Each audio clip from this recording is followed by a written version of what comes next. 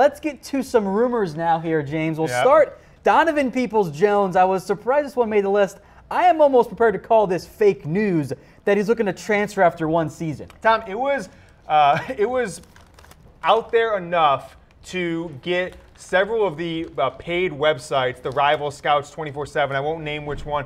Two of them had to actually address it this week because they were calling it fake news. But it's out there. We have to talk about the rumors. I'm calling it, I would normally give it a 0 Harbaugh, but I give it a 1 Harbaugh because it was out there enough, mostly on Twitter and then on one of the message boards, that it had to be addressed. So I'll put it a 1. Probably not even close to happening, but it's out there. We'll let the people know. If you see somebody sharing this on Facebook, you give them the fake news stamp of disapproval. Part of the reason he picked Michigan was because of the academic side. That hasn't changed. Correct. Yeah, his family's big on academics. I think there's aspirations to going into the medical profession, and that hasn't changed.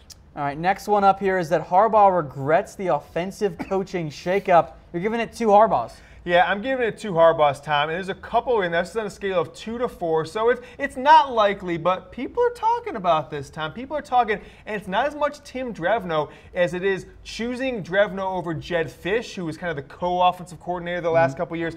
Fisch now the main offensive coordinator at UCLA, and bringing in his old boy Pep Hamilton, formerly at Stanford, then with Andrew Luck at the Colts, then most recently with the Browns.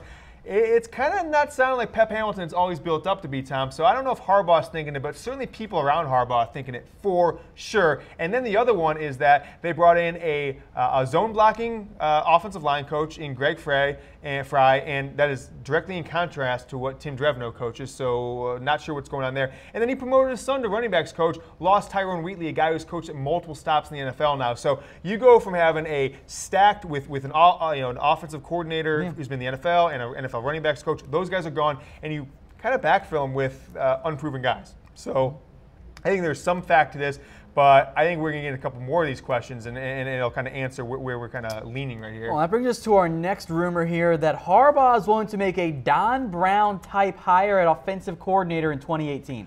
Yeah, Tom, so here's the scenario how it plays out. And this is not from any of my sources yet, although I have tried to reach out. But somebody in the Michigan football media community put this out there this week, that Harbaugh will, like he did last year, encourage Tim Drevno, who told you and I last year that he wants to be a head coach, encourage him to take a head coaching job. If it doesn't happen, try and get him a soft landing spot, which looks like he doesn't get fired. It might be an offensive coordinator at a different school. It could be a line or a tight end coach, potentially in the NFL, maybe even with the Baltimore Ravens with his brother. But I don't think it's going to be at Michigan next year unless we see some drastically change in the next 5 games. Yeah. And if that happens, Tom, he's not going to promote the next man up. He's not going to get Pep Hamilton. You're not going to see his son take the role, which maybe would have been rumored earlier this year. It's going to be a stud. He said in 2014, the end of that season, end of that season, that I'm going to go find the best defensive coordinator in America. He looked up the rankings. Who's the best defense? That guy,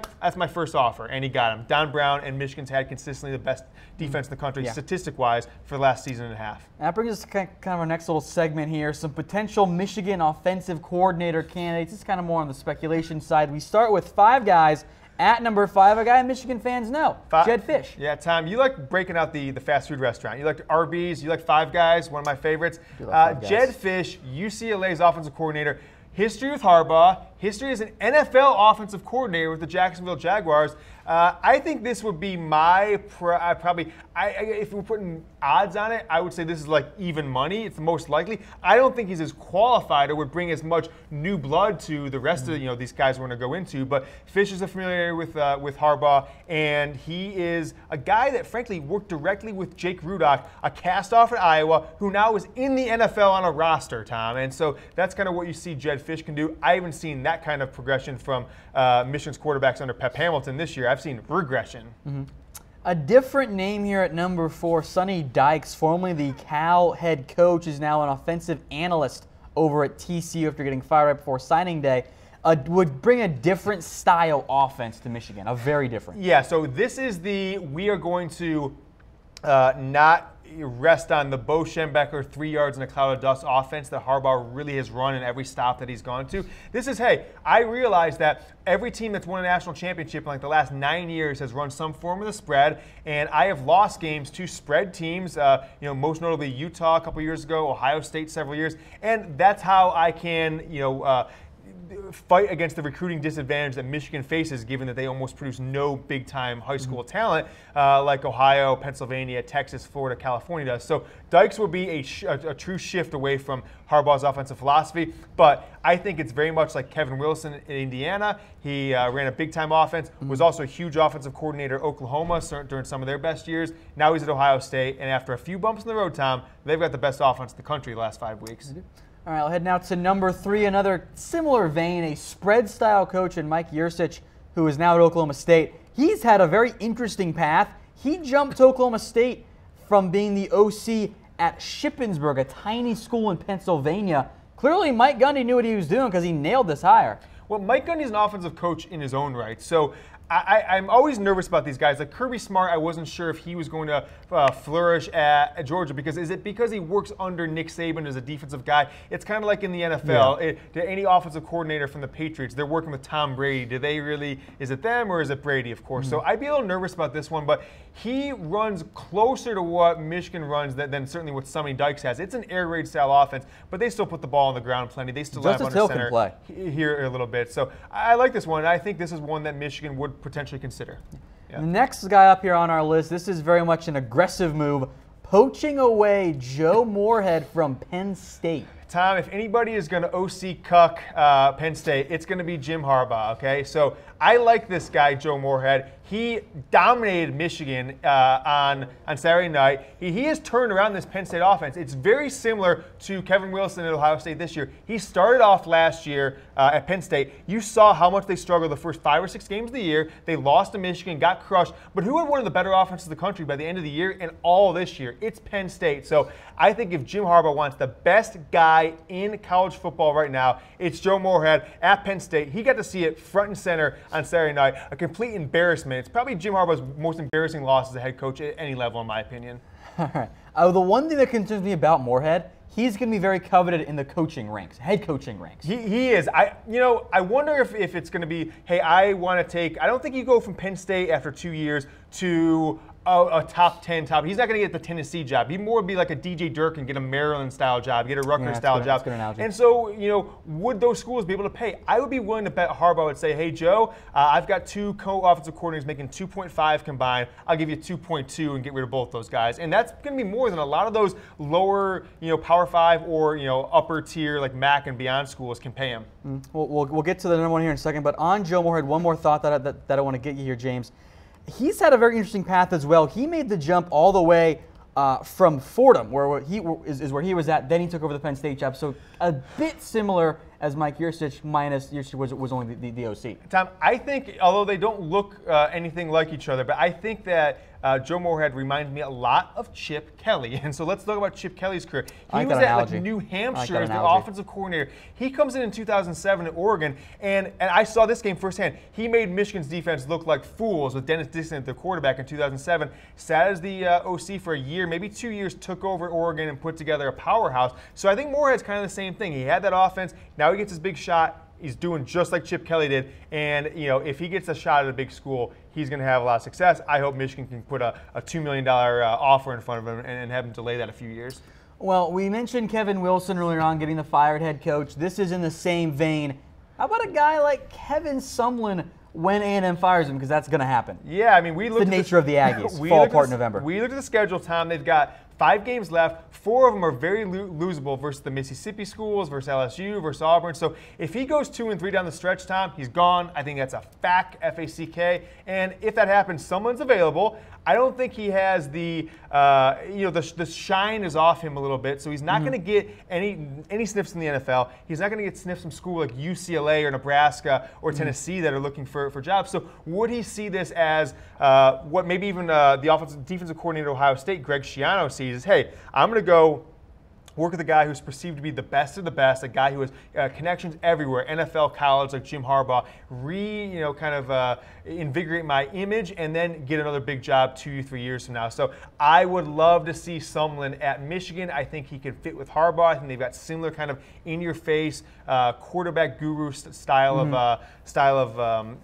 just way they coach. And beyond that, Tom, whether these guys have stuck around or not, nobody recruits quarterbacks better than Kevin Sumlin. I mean, the talent they've had come and go from they've had like 4 5-star, 3 5-stars transfer out of there, right? Which is a problem in and of itself. Which is a problem in itself, but like we've got their guys going to Oklahoma winning, backing up winning games, or at TCU, I'm sorry, they've got a quarterback at. And so Kevin Sumlin can recruit quarterbacks, and he's just been a phenomenal recruiter, outside of quarterback. So I would love to see Sumlin. He would bring some instant buzz to Michigan, very similar to like Lane Kiffin at Alabama. And I know that Kevin Sumlin is often tied to Texas because he coached at A&M and he coached at Houston. Don't forget, Sumlin has some pretty heavy Big Ten ties. He coached at Minnesota and Purdue. He graduated from Purdue. That's where he played as a linebacker. Of course, all of his playing time has been on the offensive side. I did not know he was at Purdue, Tom. Yeah, because ever since 2000, he's been at Texas A&M, Oklahoma, Houston. Those have been his 3 spots. Yeah, so that's kind of why they're. For anyone just joining us, here there are 5 potential Michigan OC candidates that we put together today. Jed Fish, Sonny Dykes, Mike Yursich, Joe Moorhead, Kevin Sumlin. A weigh-in here for you guys as well, namely, who do you want to be Michigan's OC next year? Do you want someone, and if we didn't mention someone, feel free to throw it out in the comments. Yeah, I mean, Tom, for me, it's just at this point, we're 3 years in. They either have woefully whiffed on transfers and recruits, or they just can't coach. Either way, it's not acceptable to me. Jim Harbaugh has got to make a change, whether it's push those guys out to greener pastures, different jobs, or straight up firing him. I think his whole offensive staff needs a kind of a flip on its head. Maybe Jay sticks around and he goes back to tight ends coach, special teams coordinator potentially, but they need some new blood in there. So I would like to see either Sumlin or Moorhead.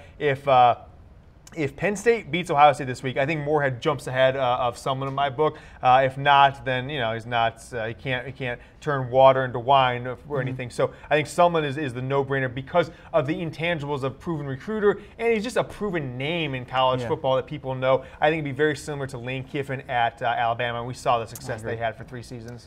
All right, folks, thank you for all your comments. We'll keep it going now with the rumors. We'll head to our next one, that Dylan McCaffrey, not Brandon Peters, is the likely starter in 2018/19 and beyond. So, Tom, 3 Harbaughs here. I've got my own sources, but I also think other people in the Michigan community have sources. And so one of the pay sites today did their weekly, inside the Michigan football world. What are the rumors? So I kind of read those things, see if it's the same thing I'm hearing. And this is one they put out there. So I threw it out there. I think it's pretty clear that it's got to be three Harbaughs, which is pretty likely. That they don't see anything in Brandon Peters. He's not making it happen on the field. He's not making it happen mentally. We have heard, his own high school coach, we said last week or 2 weeks ago, that he just doesn't have the leadership qualities that it takes to be quarterback at Michigan, and maybe he can get it when he's on the field. So I would expect, Tom, and this is pure speculation at this point, I would expect that if Peters feels that he is not going to get a chance to play this year, he's gone in January. He's going to transfer somewhere where he can get playing time, and that makes McCaffrey versus Spate next year. And you got to think that Harbaugh is going to give McCaffrey every chance to win that job that he can. Spate can then transfer out and do 5th year somewhere else, or stick around and kind of be a serviceable backup. But someone did write, one of these, when they were writing about this, said Harbaugh knows he has his Andrew Luck and McCaffrey, doesn't want to pull the red shirt off him because of, obvious reasons, doesn't want to waste a year. Doesn't want to waste a year. Yeah. Final rumor here is Chris Evans set to move to wide receiver. And so we've seen it the last few weeks, Tom. He's gone out into the slot, hasn't got enough looks that I see, but you look at production, you look at where he is in the pecking order. He went from your day 1 starter to now he's your number 3, and we're getting Jay Harbaugh saying that Kareem Walker is getting more carries. What does that mean? Walker in a little bit. What does that mean? That means Chris Evans isn't making it happen. So what I was told is that it's up to Evans if he wants to. There's 2 things going on here. He's dropped to maybe number 4 in the depth chart at running back now, with little, it's not like Higdon's going away. It's not like Kareem Walker's going away. They'll be here next year. And Michigan has been very underwhelmed with the production out of guys like Eddie McDoom and some others at the wide receiver role. So Chris Evans, give him that slot role. He can take direct snaps even. He can do what Saquon Barkley did last week. He can go in the backfield, split out, do wheel routes, also kind of, just be a new, fresh face in the wide receiving corps. So I think this one's pretty likely. I think you'll see him lining up all over the place, but he is not in the conversation as starting running back anymore, Tom. Wow, drastic change of what we thought was going to be the case this year. Yep.